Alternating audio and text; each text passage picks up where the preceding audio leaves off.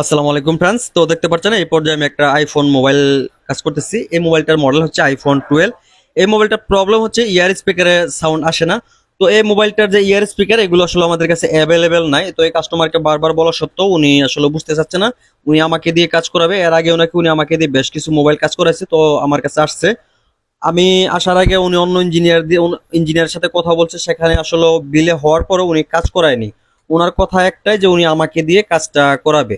তো যাই হোক, আমি কিন্তু আইফোনের কাজগুলো অ্যাভেলেবেল করি না, যেহেতু আসলে আমার পার্মানেন্ট কাস্টমার সবসময় নাকি আমাকে দিয়ে কাজ করে, বাট আমি ওনাকে সঠিকভাবে আসলে চিনতেও পারি না। যাই হোক, এক পর্যায়ে ভাবলাম যেহেতু আমি এই সার্ভিসের কাজ করি, এটা খুলে দেখি স্পিকারটা কিসের প্রবলেম। এটা রেবনের প্রবলেম হতে পারে, স্পিকারের প্রবলেম হতে পারে। তো প্রবলেম অনুযায়ী আসলে আমি কাজ করব, তার জন্য মূলত আসলে মোবাইলটা খোলা। আর মোবাইলটা খোলা কিন্তু প্যারা প্যারা হচ্ছে কেন, এটা এটা কিন্তু এই মোবাইলগুলো আপনার ওয়াটার প্রুফ মোবাইল, এটাতে কোনো রকম কোনো ওয়াটার ড্যামেজ হয় না। তো এই ধরনের এলসিডি গুলো খুলতে অনেক ঝামেলা হয়। তো তা সত্ত্বেও দেখেন যে মোবাইলটা আমি কিন্তু অলরেডি খুলে নিচ্ছি। এটা খোলার সময় অবশ্যই নতুন যারা খুলবেন একদমই কেয়ারফুলি খুলবেন, আর এই এলসিডি গুলো অনেক হার্ড হয়ে থাকে। তো দেখতে পাচ্ছেন এক পর্যায়ে আমি কিন্তু এলসিডিটা একদম খুলে নিয়ে আসছি। নিয়ে আসার পর আপনাদেরকে যদি ইয়ার স্পিকারটা দেখাই, তাহলে দেখেন আমি ইয়ার স্পিকারটা খুলে আপনাদেরকে দেখাবো। তো তার আগে আমি ফ্রেমটা বডিটা যে বডিটার মধ্যে গামগুলো থাকে, এই গামগুলো আমি ভালো করে ক্লিয়ার করছি। এটা প্রত্যেকটা কাজের মাঝে আমার রুটিন থাকে। মোবাইলগুলো খোলার পর কাজ হোক না হোক, আমি যে ফিটিং দিব পরবর্তী, তার জন্য আমি কিন্তু একদম ক্লিন করে নিই। তো এই পর্যায়ে আমি ক্লিন করে নিচ্ছি বডিটা। যে কোনো যে যে যে- যে জায়গায় আপনার বেশি বেশি গাম ছিল, সেই জায়গাগুলো আমি ক্লিয়ার করার পর এই যে ইয়ার যে স্পিকারটা আছে, এটা কিন্তু মূলত আপনার ইয়ার এবং রিঙ্গার দুইটাতে কিন্তু এই স্পিকারটা কাজ করে। তো সেদিকটা মাথায় রেখে আপনাকে কাজ করতে হবে। তো এটা হচ্ছে স্পিকার।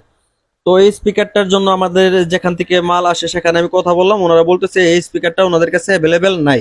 অ্যাভেলেবেল বলতে কি, বর্তমানে টোটালে কোনো স্পিকার নাই। তো আমি স্পিকারটা এবার যে খুলে নিচ্ছি, খোলার পর আসলে মিটারের সাহায্যে মাপ দিছি। মাপ দেওয়ার পর দেখছি স্পিকারটা একদমই খারাপ। চেষ্টা করছিলাম, দেখেন যে স্পিকারটা কিন্তু ভেঙে গেছে। চেষ্টা করছিলাম যে আপনার যদি কোনো জায়গা থেকে আপনার কয়েলটা কাটা থেকে কয়েলটা লাগিয়ে ওকে করে দেবো, তো আসলে সেই সুযোগ হলো না। তার জন্য দেখতে পাচ্ছেন আমি আরেকটা আপনার অপ্পো মোবাইলের অরিজিনাল একটা স্পিকার নিছি। এই যে স্পিকারটা, এই স্পিকারটা আমি কিন্তু জাম্পারিং করে বসাইছি। জাম্পারিং করার পর আমি আপনাদেরকে সাউন্ড এখন যদি শোনাই, দেখেন। তো দেখতে পাচ্ছেন সাউন্ড কিন্তু একদমই ক্লিয়ার সাউন্ড আসছে। তো এই পর্যায়ে আসলে আমি মূলত গাম লাগাবো বডিতে। আর এই বডিতে গাম লাগানোর আগে অবশ্যই যেভাবে আপনার ছিল যে ওয়াটার, আমি কিন্তু এই মোবাইলটা গ্যারান্টি দিচ্ছি এই মোবাইলে কোনো রকম কোনো ওয়াটার ড্যামেজ হবে না। আপাতত যে কোনো জায়গা দিয়ে হোক, ডিসপ্লে দিয়ে কোনো রকম কোনো ওয়াটার ড্যামেজ হবে না, সেভাবে কিন্তু আমি এলসিডিটা ফিটিং দিব, মোবাইলটা আবারও ফিটিং দিব। তো দেখতে পাচ্ছেন আস্তে আস্তে আমি একদম ভরাট করে গামগুলো লাগিয়ে নিচ্ছি।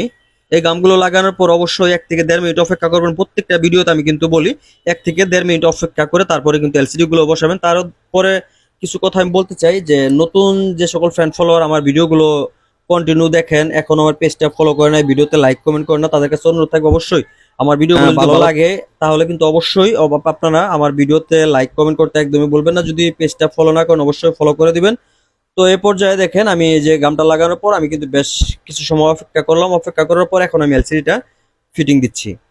দেখতে পাচ্ছেন এই যে এলসিডির যে রেবন গুলো আছে, রেবন গুলো আমি লাগিয়ে আপনাদেরকে ইনশাল্লাহ মোবাইলটা আবারও চালু করে দেখাবো।